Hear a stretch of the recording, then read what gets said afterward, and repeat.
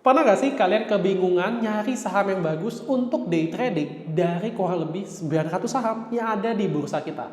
Nah, di video ini gue akan sharing ke kalian gimana caranya kalian bisa belajar untuk mencari saham yang bagus untuk day trading. Tapi sebelum mulai jangan lupa untuk di like, share, dan juga subscribe supaya kedepannya video ini memberikan dampak positif bagi teman-teman di luar sana. Yuk kita mulai ke part yang pertama.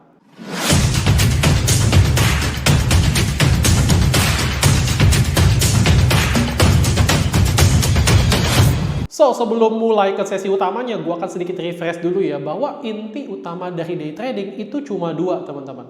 Jadi yang pertama, kita mau make sure bahwa sebuah saham yang turun, penurunannya itu udah mau selesai. Kemudian yang kedua, kita mau make sure bahwa sebuah saham yang sudah breakout, lanjut naik besoknya, alias breakoutnya itu valid. Jadi sebenarnya kalau misalkan kalian mau cari saham-saham tadi dengan cara day trading lebih detail, maka secara kesimpulan kalian bisa pakai dua cara ya. So, yang pertama, kalian akan berfokus untuk mencari saham yang dekat dengan support yang kuat. Support yang kuat itu tentu akan variatif ya. Either itu bisa dilihat dari bentuk candlestick, dari indikator, ataupun dari struktur bid offer yang ada. Atau yang kedua adalah kalian akan fokus untuk mencari saham yang memang dia breakout dan valid, alias inflow-nya itu real.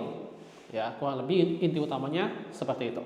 So, kita mulai ke bagian yang pertama. Jadi syarat pertama yang wajib kalian pakai dalam screener saham yang nanti akan kalian buat adalah sahamnya itu harus liquid. Jadi buat teman-teman yang belum tahu, likuiditas itu adalah besaran transaksi yang terjadi di saham itu. Apakah transaksi yang terjadi di saham itu besar atau kecil? So, misalnya di sini teman-teman lihat ada dua tipe saham. Kedua saham ini dua-duanya naik teman-teman ya, dan kenaikannya itu masing-masing 10%. Yang membedakan adalah saham A naik 10% dengan nilai duit yang sebesar 300 juta. Ya, alias transaction value-nya atau nilai transaksinya itu 300 juta.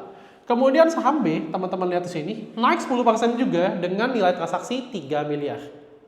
Artinya apa di sini? Uang yang terlibat di saham B lebih banyak daripada saham A. Gitu ya. Jadi kalau misalkan teman-teman lihat, likuiditas itu secara tidak langsung juga mencerminkan keseriusan dari si market maker dalam menaikkan harga saham tersebut. Semakin tinggi transaksinya, otomatis menandakan bahwa dia itu semakin serius untuk naikin harga sahamnya. Maka di sini kalau misalkan aku tanya ke teman-teman, menurut teman-teman lebih menarik saham yang mana? Apakah A atau B untuk naik keesokan harinya? Ya, tentu kalau aku sendiri akan menjawab tentunya adalah saham B. Kenapa? Karena nilai uang yang terlibat itu lebih banyak. Ya, jadi kita bisa lihat bahwa kalau misalkan saham tadi dua-duanya sama ya, posisinya breakout, valid, breakout dari resistance. Menurutku yang lebih valid untuk bisa naik besoknya adalah saham B. Kenapa? Karena memang likuiditas di saham B itu lebih gede. Ya, kurang lebih seperti itu. Oke, selain dari sisi nilai transaksi, teman-teman juga bisa lihat dari struktur bid offer-nya. Maka menandakan bahwa sahamnya itu liquid. Tapi baik lagi ya, tergantung nilai fraksi harga sahamnya berapa. Itu syarat yang pertama, yaitu likuiditas.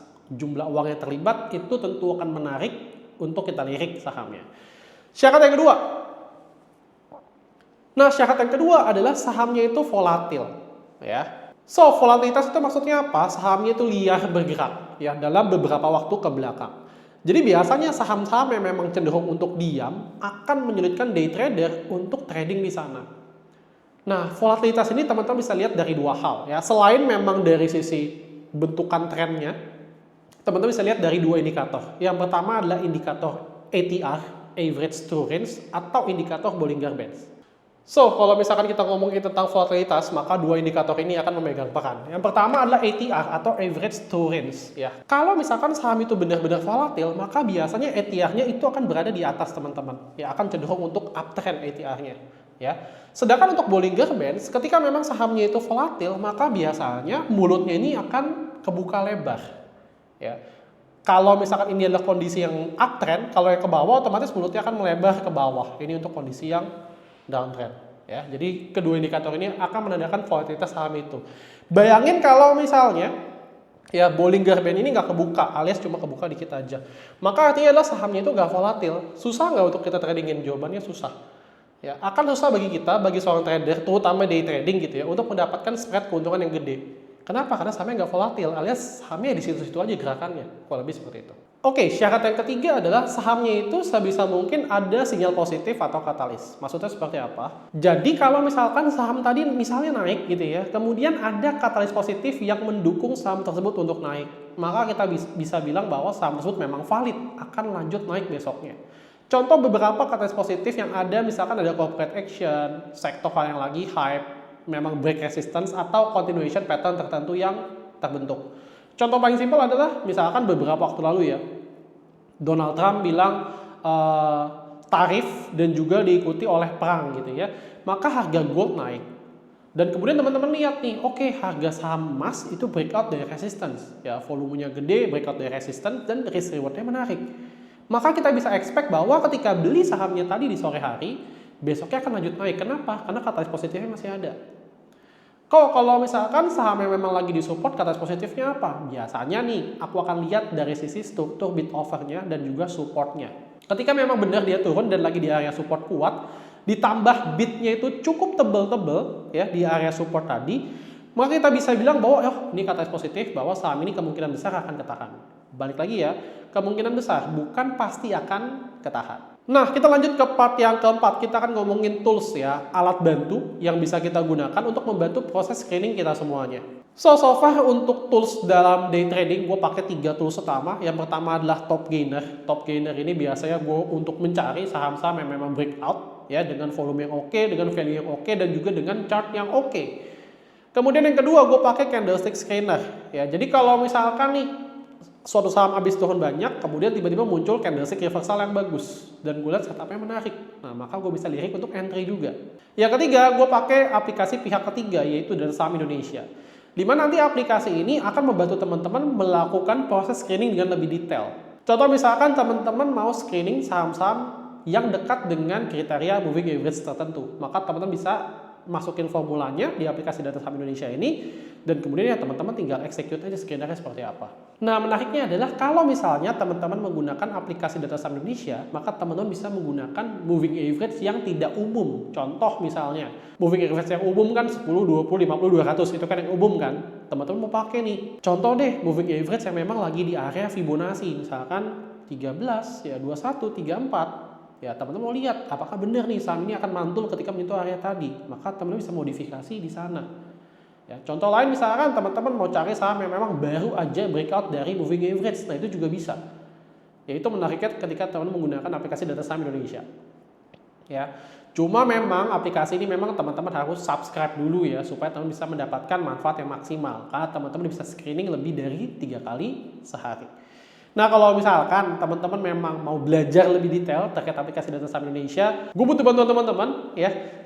Bantuin video ini ya, share video ini ke lebih banyak orang, dan gue butuh 10.000 view dan juga 100 komen. Nanti gue akan bantuin untuk bikin video tentang cara melakukan screener dengan menggunakan aplikasi Data Saham Indonesia.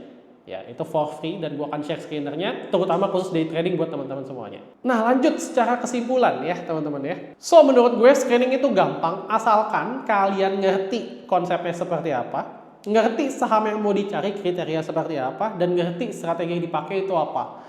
Kebanyakan orang di luar sana itu nggak ngerti 3 hal ini secara bersamaan. Jadinya saham yang dicari ya saham-saham yang nggak jelas. Ya, pertama-tama teman-teman harus ngerti dulu nih cara penggunaan indikator itu seperti apa. Karena nanti segala proses screening akan didasarkan pada indikator tadi. Ya, contoh misalkan moving average itu teman-teman bisa pakai untuk apa aja. Dan yang mana yang mencerminkan info yang bagus, mana yang enggak. Mana memang moving average yang ketahan. Nah, itu yang memang teman-teman harus cari. Ketika teman-teman ngerti cara itu, maka proses screening akan bisa dilakukan dengan lebih mudah. Ya, contoh misalkan, gue mau cari deh saham-saham yang memang lagi dekat dengan moving average tertentu. Kenapa? Karena gue lihat nih, berdasarkan hasil analisa gue, ketika menyentuh area moving average tadi, dia akan mantul dan naik ke atas. Tapi gimana kalau misalkan teman-teman nggak tahu nih, ketika menyentuh area moving average tadi, dia akan naik ke atas atau enggak? Maka screenernya akan jadi percuma juga. Ya. So, ada quotes yang bagus dari Mark Minervini. Mark Minervini bilang bahwa you don't need to trade everything. You need to find the right stocks at the right time. Artinya apa? Teman-teman nggak usah rempong untuk trading di semua saham. Teman-teman cuma perlu menunggu setup yang terbaik, di mana setup itu teman-teman sudah backtest sebelumnya, sudah teman-teman forward test juga, dan teman-teman tinggal tunggu saham tadi memenuhi kriteria tadi.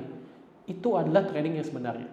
So, di bagian ini kita sudah membahas dengan sangat detail ya, cara yang bisa teman-teman lakukan untuk bisa membuat screener sendiri. Semoga video ini bermanfaat bagi teman-teman semuanya. Dan kalau misalkan teman-teman semuanya ada pertanyaan lanjutan, jangan sungkan untuk tanya di kolom komentar di bawah, atau bisa DM ke Instagram gue @kokocuan_lagi, dan gue dengan senang hati banget untuk menjawab pertanyaan teman-teman semuanya.